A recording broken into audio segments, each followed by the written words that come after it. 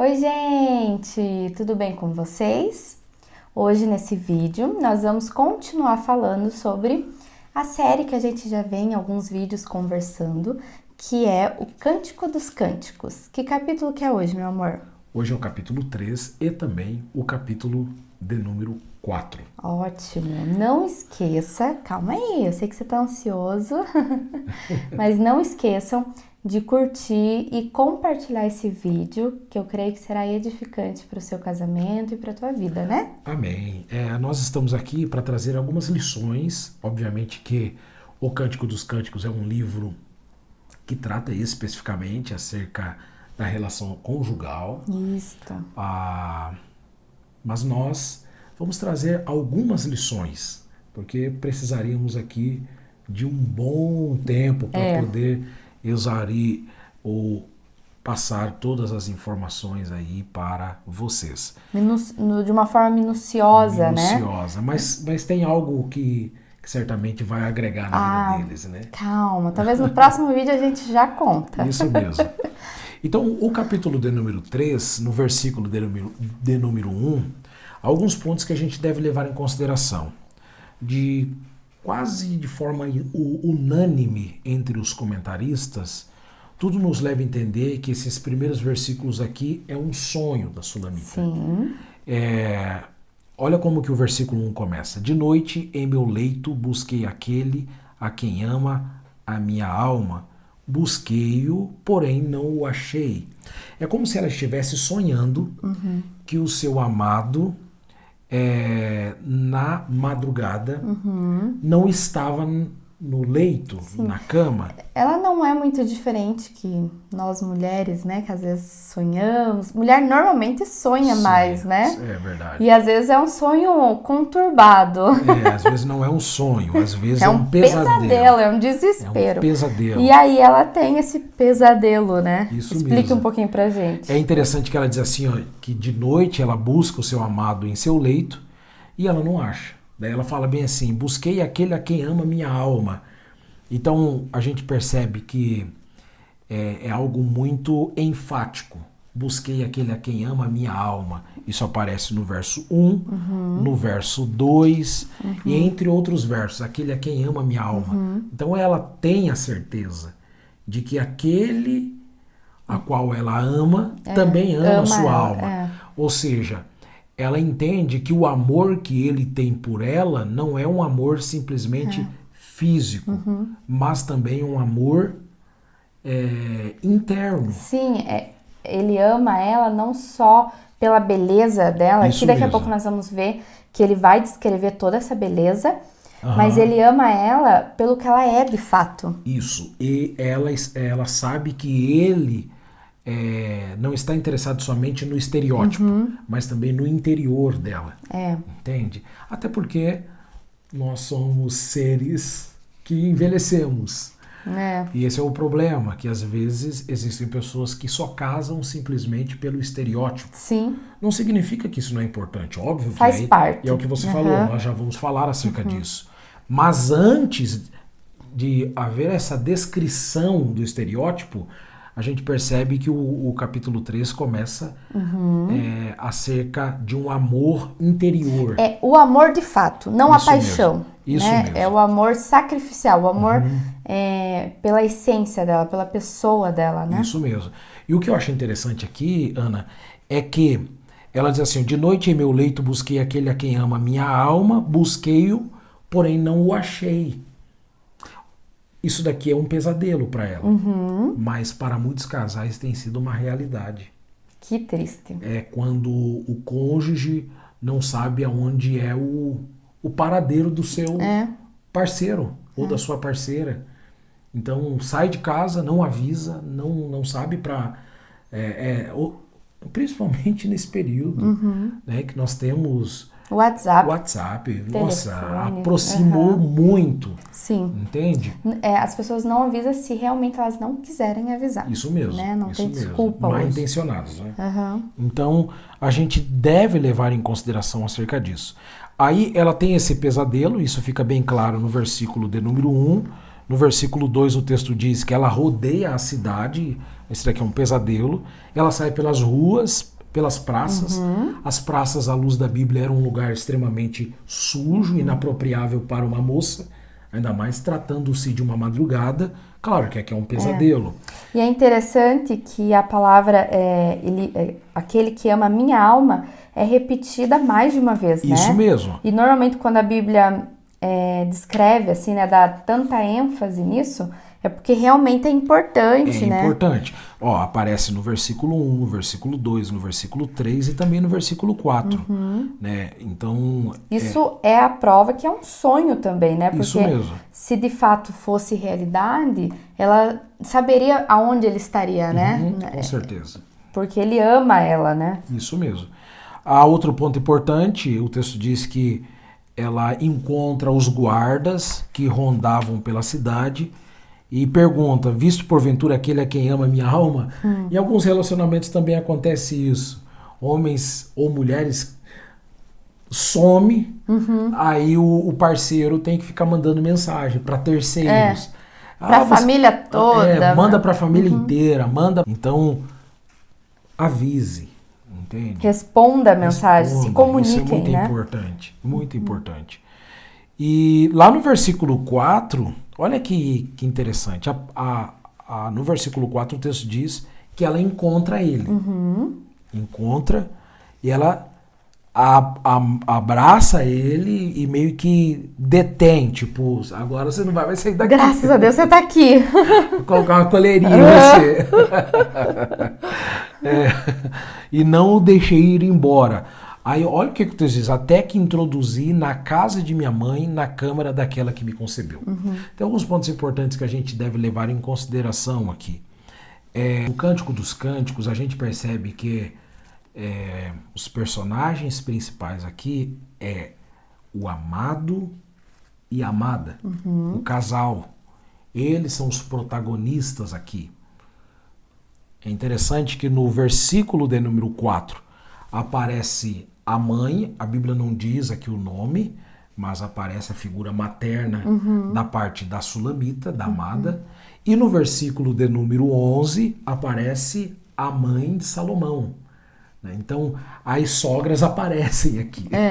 Mas também aparece... Isso mesmo. Elas aparecem em um contexto em que não atrapalha no relacionamento. Pelo contrário, aqui no versículo 4, o texto nos fala acerca a introduzir na casa de minha mãe, na câmara daquela que me concebeu. Aqui é um sentido de que a bênção patriarcal vinha da figura do pai. Porém, a bênção que está intrinsecamente relacionado à vida sexual, o relacionamento do casal, vinha da mãe. Então era a mãe que abençoava a filha. E por mais que a Carol não quer que eu fale, mas algo muito importante aqui. A gente percebe nesse verso que a mãe ensinou essa menina coisas que são pertinentes e importantes para a sua filha. Na verdade é o papel da mãe mesmo, da mãe, né? É da mãe, porque às vezes... Ainda mais se é uma menina, né? É isso mesmo, porque se a mãe não ensina, outras ensinarão, ou outros ensinarão. Por exemplo, hoje tem internet, né? Isso a tecnologia é muito avançada, então é o papel dos pais, especificamente da mulher, no caso, a mãe ensinar, né? A mãe ensinar de uma forma clara, objetiva, porque se a filha que nasceu do ventre desta mãe e esta mãe não ensinar, quem é que vai ensinar? Entende? Então é importante a mãe sempre ensinar tudo que está relacionado mesmo, não somente à vida sexual, mas no trato. Como cuidar da casa, como cuidar da família, como cuidar de si, né? Isso mesmo. Como ser uma mulher de fato. Isso mesmo, isso é muito importante. Agora, a outra lição que a gente deve levar em consideração que realmente as sogras aparecem aqui, mas elas saem de cena rapidamente. Elas aparecem para ensinar. Isso mesmo. Mas elas também sabem a hora de... O texto nos mostra isso, né? Também a hora de tirar elas de cena, né? Elas aparecem para honrar. Então, é a mãe da Sulamita honrando a filha. E depois no casamento aparece a mãe de Salomão coroando eles.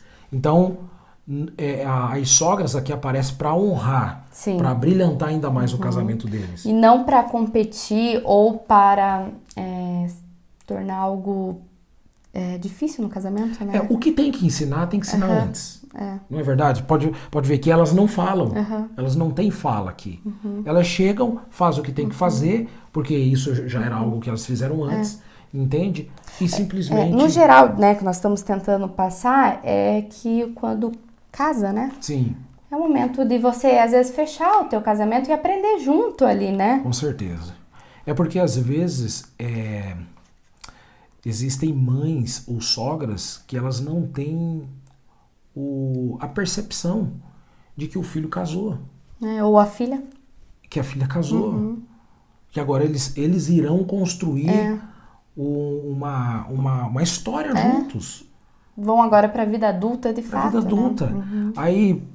Aí acaba sendo invasivo, acaba destruindo o casamento dos filhos por ficar com aquelas coisas em que não é da alçada delas. É importante ter esse equilíbrio, né? Isso mesmo. Não significa que a mãe não pode, uma vez ou outra, conversar, porque às vezes aconselhar, mas agora ficar tentando manipular, entende?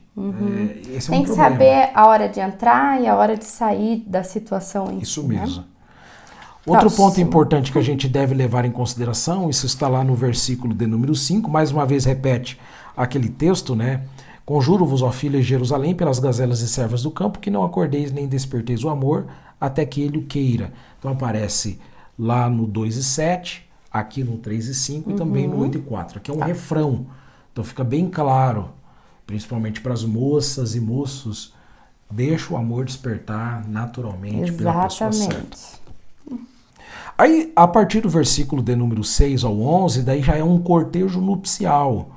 Então, que é o momento do casamento. A gente aprende aqui que há algumas lições muito importantes. Primeiramente, o casamento é algo que Satanás odeia.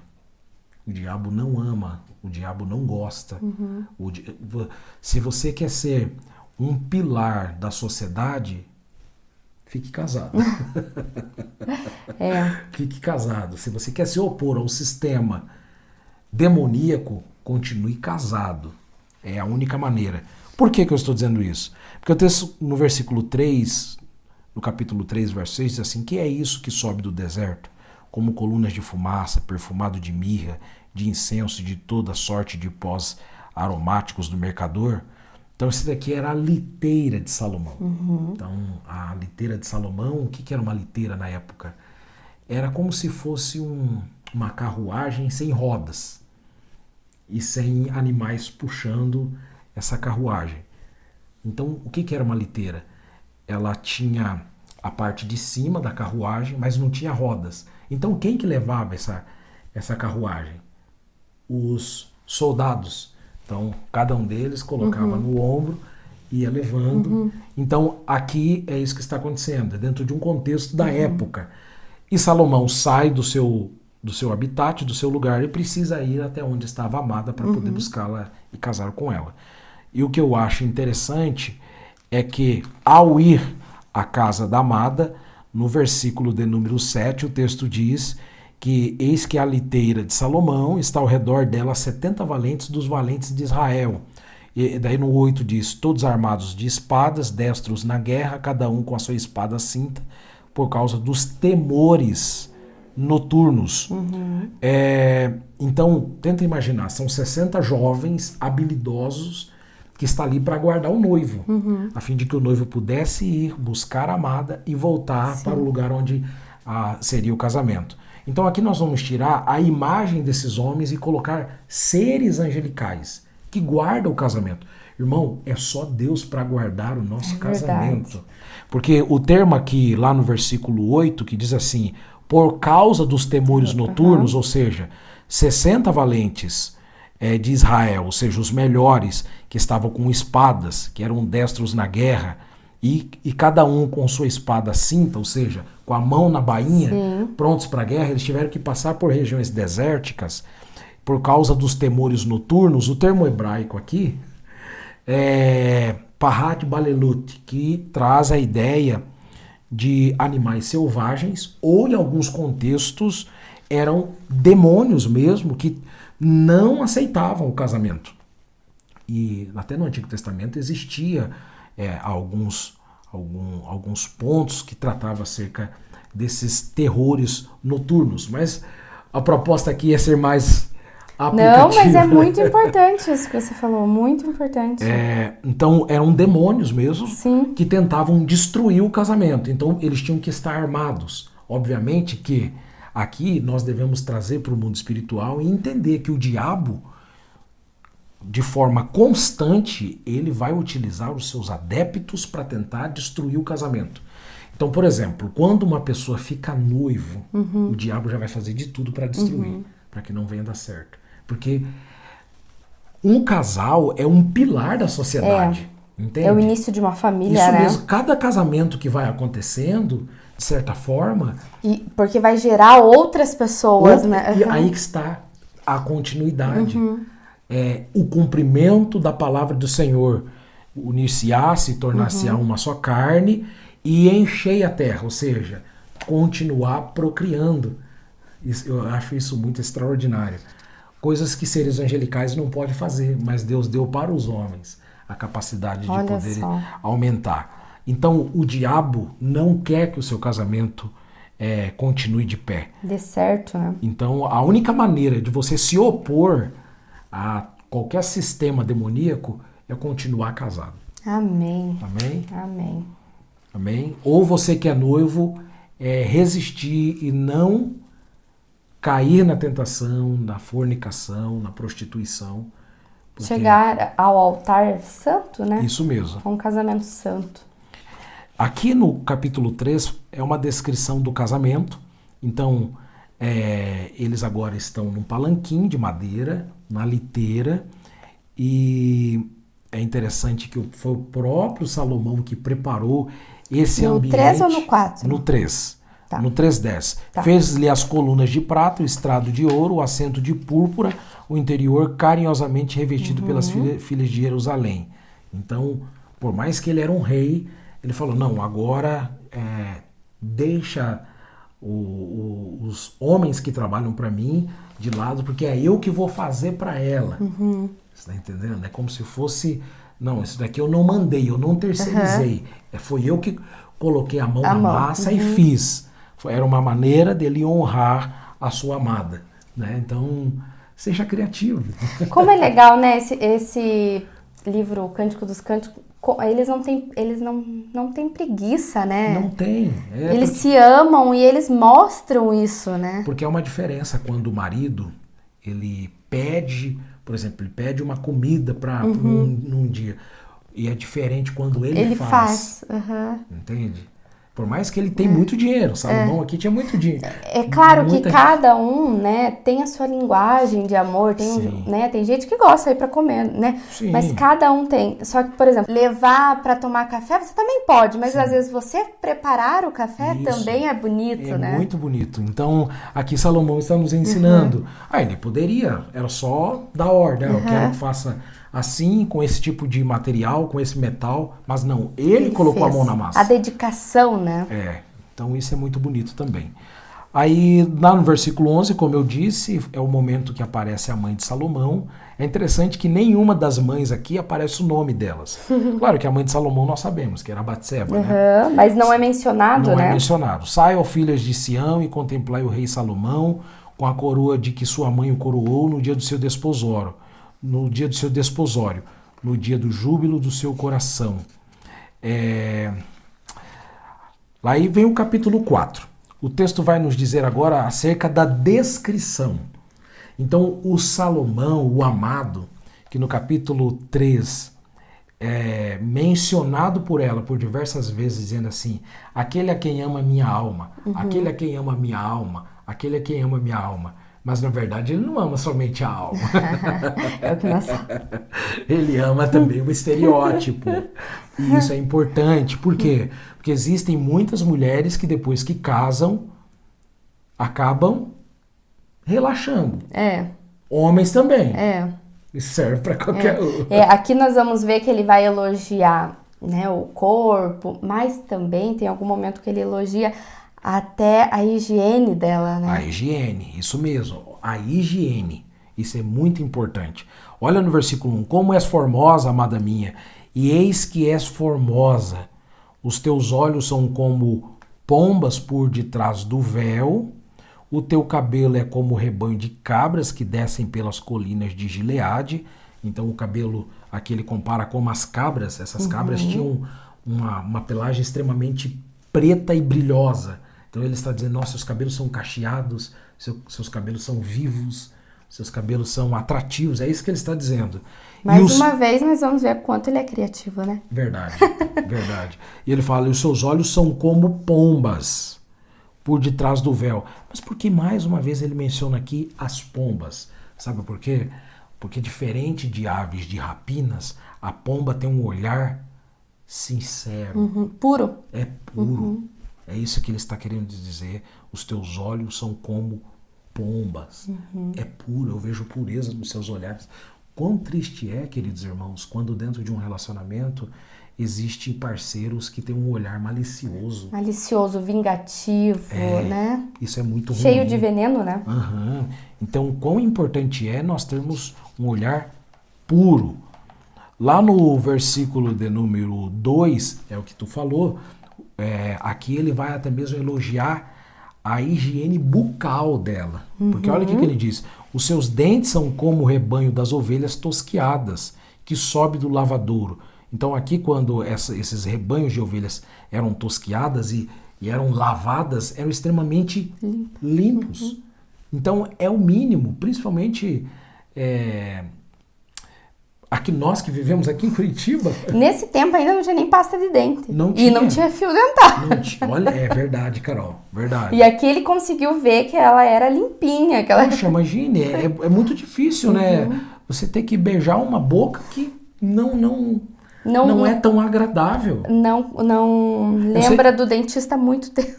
É verdade, e isso é importante. E detalhe, não tem como hoje as pessoas olharem e dizer, não tem como.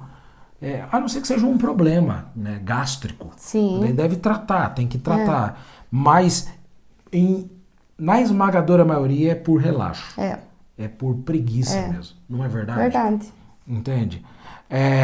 E das quais, olha o que ele vai dizer, das quais cada uma tem gêmeos e nenhuma delas é desfilhada. Em outras palavras, ele está dizendo, ela tem todos os dentes na boca. Ela não é banguela. Mas serve para o marido também, né? Economiza um pouquinho aí, faça um tratamento que certamente vai ajudar. Cuidem. Hoje tem o SUS também. Verdade.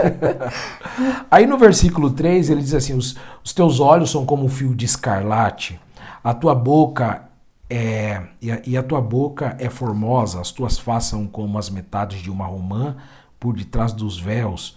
É interessante que ele vai elogiar os lábios, como um fio de escarlate, uma boca extremamente vermelha. Depois ele vai elogiar mais uma vez a boca e ele vai falar acerca da formosidade. E o que eu acho interessante é que... Ela deveria ser muito linda. Não, a única linda é você. Não, aqui tá tudo bem. É interessante que no Novo Testamento, Paulo fala por diversas vezes acerca de pessoas que falam palavras torpes. Sim. Então, não adianta simplesmente ter uma higiene bucal e não ter uma higiene bucal espiritual. Entende? Pessoas que às vezes cuidam bem dos dentes, mas as palavras, o que sai. E o que eu acho interessante é que a palavra torpe vem do termo grego sapros, que era utilizado para árvores e frutos podres. Então, quando a árvore começava a apodrecer, os frutos iam apodrecendo também. Ou nos lixões onde eram jogados os peixes apodrecidos. E de fato, né? Pessoas que falam palavrões. Nossa! Parece prejudica, sabe? Há um descrédito. Começa a falar palavrões. De fato coisas, parece que está saindo coisas podres, né? Isso mesmo. Então, ele vai elogiar até mesmo a bochechinha dele. As bochechas da sua amada. No versículo 4. O que ele fala? Cadê? Ele fala assim, ó. E as tuas faces são como as metades de uma romã por detrás do véu. As faces aqui tudo indica que era a bochecha delas. E romã é vermelha, então era corada. O teu pescoço é como a torre de Davi, edificada para a sala de armas, no qual pende 1000 broquéis, todos escudos de guerras valentes. Então o pescoço aqui era algo comparado à torre de Davi. Então uma torre dentro de uma cidade era algo extremamente atraente. Então era uma mulher que tinha uma posição muito uma bem... postura, uma né? postura, isso mesmo. Uma postura. Isso é importante. Às vezes existem pessoas que ficam arcadas, né? Andam às cabisbaixo. vezes é tão tímida, né? Que já entra... Isso mesmo. Aí no 5, ele elogia os seios dela. Daí aqui começa a ficar bem caliente. E... Os teus seios são como 2 filhos gêmeos. Isso mesmo. Aqui você sabe o que é, né? Acho que ela tinha silicone aqui. É verdade, é verdade. No versículo 6. Antes que refresque o dia e fujam as sombras, irei ao monte da mirra e ao outeiro de incenso. Aí, lá no versículo 7, o texto, olha o que o texto diz no 7. Tu és toda formosa, olha que maravilha, amada minha, e em ti não há mancha. Que lindo. Ou em ti não há defeito. Essa pergunta que não quer calar. Após o pecado de Adão e Eva, há possibilidade de ter um corpo que não tenha nenhum defeito? Não, todos têm defeito. Todos têm. Mas por que ele fala que não há defeito? Para ele não há defeito. Para ele, porque ele consegue valorizar. Ele não foca nos defeitos, mas ele foca nas qualidades. Nas qualidades. Quão triste é para um homem que fica... Só apontando defeito. Só apontando defeito. Mas não elogia, só aponta defeito. E normalmente o que a gente entende aqui é que para ele o que é predominante são as qualidades. Entre tantas qualidades, os defeitos somem. Ele não consegue ver defeitos. E é assim que é um casamento forte. Isso é um casamento. É quando nós olhamos, nós até sabemos que tem defeito. Isso mesmo. Mas nós não ficamos lembrando disso, e sim as qualidades se destacam. Elas se destacam. Elas são bem maiores que todos os defeitos. Isso é muito importante dentro do relacionamento. E em ti não há mancha. Como isso é muito importante. E aqui ele está falando acerca da estética. Sim. É da estética. Porque imagine um marido que fica, nossa, tem uma estria ali. Entende? Ou a mulher, sei lá, fala qualquer coisa ali, entende? É estranho isso. É claro que, por exemplo, né, isso não significa que você não pode conversar com, por exemplo, né, o esposo. Vamos malhar, vamos isso, vamos aquilo. Mas o tempo todo... às vezes até fica só destacando os ou defeitos. até na frente das pessoas. Eu já vi mulheres falar, mas olha a barriga dele, tá gigante, né? Enfim, isso é constrangedor, com né? um jeitinho, tenta ajudá-lo. No particular, né? Isso é importante. Aí no versículo 8, muda um pouco, porque as cenas aqui vão mudando. E olha o que é dito aqui. Vem comigo do Líbano, noiva minha. É ele falando agora. Vem comigo do Líbano. Olha desde o cume de Amana, desde o cume de Senir e de Hermon, desde os covis dos leões, desde os montes dos leopardos. Perceba que aparecem 2 seres aqui, 2 animais selvagens, leopardos e leões. Aqui a gente entende que tudo indica que o ambiente em que eles estavam era uma região desértica, um ambiente tenebroso, que era habitat desses seres, animais selvagens.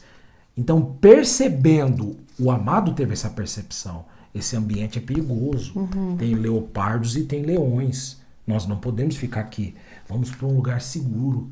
O homem tem que ter a percepção. É o papel do homem, isso, não né? é todo lugar que a esposa tem que ficar. Exatamente. Isso daqui serve em contextos, em conversas, em rodas.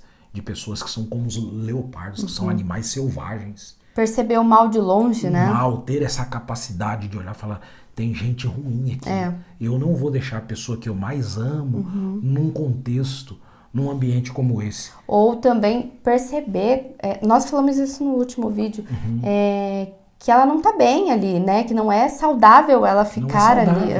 Isso mesmo. O homem tem que ter perceber isso antes que aconteça algo com ela, né? Com certeza. E se necessário for, tirar. Tem que ter. O homem tem que ter a percepção.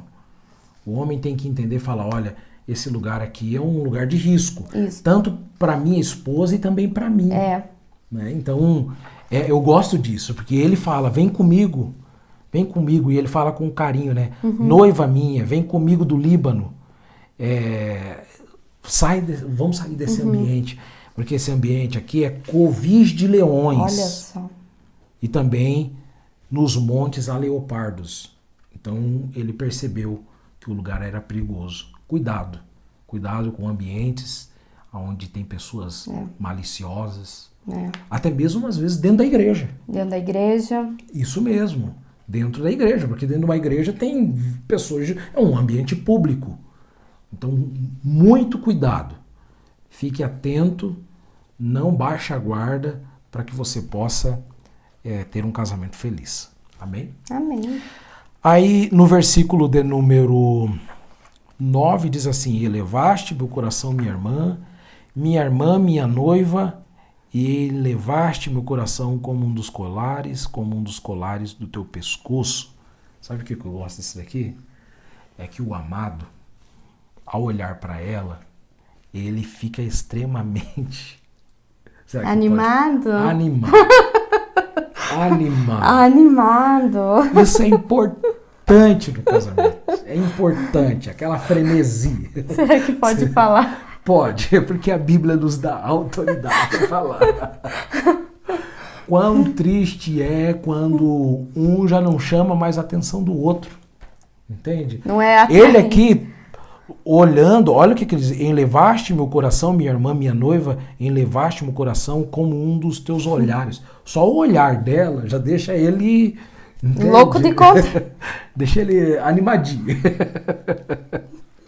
Os colares do pescoço, sabe? Gente, aquele adorno. Se esse vídeo tá assim, imagine o que vem por aí, né? Quando lançarmos. É verdade. Aí no versículo 10, quão doce é teu amor, minha irmã, minha noiva minha, quanto melhor é teu amor do que o vinho, e aroma dos teus ungüentos, do que toda sorte de especiarias. Então aqui ela está falando, ele, né? Está falando acerca do amor. Comparando aqui a dois tipos de líquidos que é importante, que é o vinho e o unguento. O vinho que deixa a pessoa meio zonza, meio alegre, e o unguento que tem essa capacidade do perfume, né? Aquilo que é extremamente importante no olfato, isso mesmo, né? Então aqui a gente percebe que o amor é melhor do que vinho, né? E o amor, ele sobressai qualquer outra coisa. Por isso que o amor é uma coisa que também nos deixa extremamente desmaiado, desfalecido. Desfalecida a palavra. Acho que assim é melhor. Esse é melhor. Né? Daí no versículo 11... minha função hoje nesse vídeo é só te dar sinônimos. O mel, noiva minha, mel e leite estão debaixo da tua língua, e o cheiro dos teus vestidos é como o cheiro do Líbano. Então ele fala acerca do perfume dela. Como é importante a mulher usar um bom perfume. Isso só mostra o quanto ele é atraído por ela. É demais, né? É demais. E detalhe, ele fala que debaixo dos lábios dela destila o mel, ou seja, o céu da boca aqui é como se tivesse mel. Então, tem algo muito importante que a gente deve levar em consideração. E esse mel do beijo de um casamento, ele é nutriente. Ele nutre o casamento. O problema é que existe outro tipo de mel, que é o mel que vem das mulheres estranhas, das meretrizes. Verdade. Está lá em Provérbios capítulo 5, no versículo 3 ao 6. Olha o que diz. Os lábios da mulher adúltera são doces como o mel, e sua boca é mais suave que o azeite, mas o resultado é amargoso como veneno, agudo como espada de dois gumes. Os seus pés descem à morte, os seus passos levam direito à sepultura, pois ela não ponderá a vereda da vida. Ela cambaleia por trilhas tortuosas e nem mesmo as conhece. Então tem um mel que é maldito, que vem da prostituição, daquilo que está fora do casamento, que no final é amargo. É a morte, é a destruição. Porém, Salomão diz que agora há um mel que de fato é nutritivo para o casamento. Que é o beijo. No casamento. No casamento. No casamento. Gostei disso. Por quê? Porque se a pessoa não se beija e não tem uma relação sexual ativa dentro do casamento, é pecado tanto quanto alguém que se prostitui fora do casamento. Interessante isso, né? Ou seja, uma pessoa que não é casada e que tem relação sexual é pecado. Uma pessoa que é casada e não se relaciona também pecado é pecado da mesma forma. E a gente termina dizendo que lá no versículo 12, ela é considerada como um jardim fechado. Eu gosto desse É uma imagem de um jardim que era rodeado por muros, com um portão fechado, dá a ideia de um ambiente inacessível a todos, exceto a quem tem direito de entrar, quem tem a chave. Olha só, gente. Não há algo mais maravilhoso do que isso. Uma pessoa que casa certinho, que se relaciona simplesmente com uma única pessoa até o último dia da sua vida. É verdade. Moço e moça que me ouve, guarde aquilo que você tem de precioso, que é a virgindade. Porque numa cultura deturpada nos dias atuais, é retrógrado, é considerado uma casar coisa... Virgem, casar virgem. Não há por que ter vergonha disso. Muito pelo contrário. Eu me lembro quando eu estava no seminário, amor, eu me lembro que tinha um professor, não vou citar o nome dele aqui, e ele dava aula de sociologia e também de antropologia. E em um momento ele começou a falar acerca do casamento em uma das aulas, e algumas moças falaram, mas os homens hoje não querem casar, os homens hoje não querem casar. Eu me lembro que ele deu uma resposta, ele falou assim, mas também vocês entregam tudo antes do casamento, por que eles vão querer? Entende? Então é importante se preservar para o casamento. Né? Então é isso que ele está falando aqui. Quando o texto fala jardim fechado, está falando acerca da relação sexual. Ela simplesmente estava preparada simplesmente para ele. Amém? Amém. Então, com isso, nós concluímos, a partir do versículo de número 13, vai dizer, os teus renovos são como pomar de romãs, com frutos excelentes, a rena, juntamente com o nardo, o açafrão, o cálamo, o cinamomo, toda sorte de árvores de incenso, a mirra, o aloés, com todas as principais especiarias. Então, está falando que é um casamento extremamente nutritivo, um casamento que sempre está nascendo coisas novas. Sempre tem coisas novas. Aqui está falando acerca... É um casamento vivo. E detalhe, não há espaço para nenhum tipo de essência ou perfume de segunda categoria. Tudo que tem aqui é o melhor que tem. O nardo, a rena, o açafrão, o cálamo, o cinamomo, então o incenso, o aloés. Então, aqui o texto está falando que é um casamento... Sempre o melhor, né? Sempre o melhor, sempre procurando o melhor. Nasce nesse casamento sempre o melhor, nada secundário. O resto. O resto. Vamos levando, não é assim. Não. Tem que ser com excelência. Exatamente. Eu gosto dessa palavra excelência. Por quê? Vem do latim excellem. Nós estamos vendo uma época de pessoas que se acostumam em serem medíocres. E mediocridade não tem nada a ver com nota zero. Mediocridade tem a ver com a média. A média hoje, acho que na escola, é 7. Isso. Então são pessoas que se conformam. E no casamento tem muita gente que está tendo atitudes medíocres. Não, vamos ficar aqui na média do casamento. Não, busque a excelência. Sempre tem algo novo, algo extraordinário. Olha aqui no versículo 15. És fonte de jardim, poço de águas vivas, correntes que manam do Líbano. Então o casamento aqui é comparado como um jardim que floresce, nasce o melhor, porque tem um poço de água viva que está sempre fluindo. Normalmente, né, eu já ouvi bastante, às vezes um cônjuge gosta de viajar, o outro não, né? E querendo ou não, a viagem é algo que nutre o casamento também, né? Muito bom demais. Então, às vezes é importante você sair da rotina, investir, né, levar num bom restaurante, passearem juntos. É verdade. Né? O casamento você tem que sempre dar o melhor de si. E não ter preguiça de investir no casamento, né? Isso mesmo.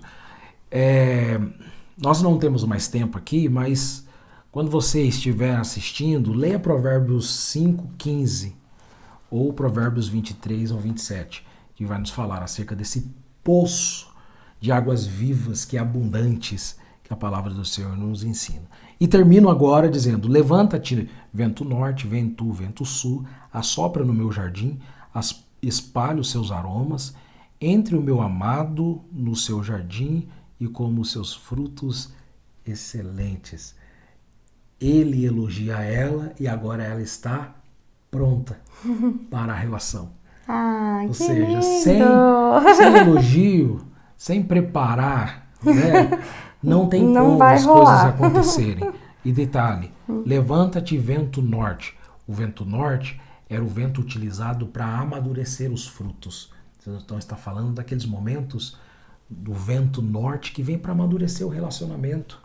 Mas depois vai vir o vento sul, que é aquele que vem para levar os aromas do casamento. Que lindo, e é isso que nós queremos. E eu tenho certeza que coisas grandiosas Deus já tem preparado para o seu casamento, para a sua família. Como falamos, continue casado. Isso. Não separe.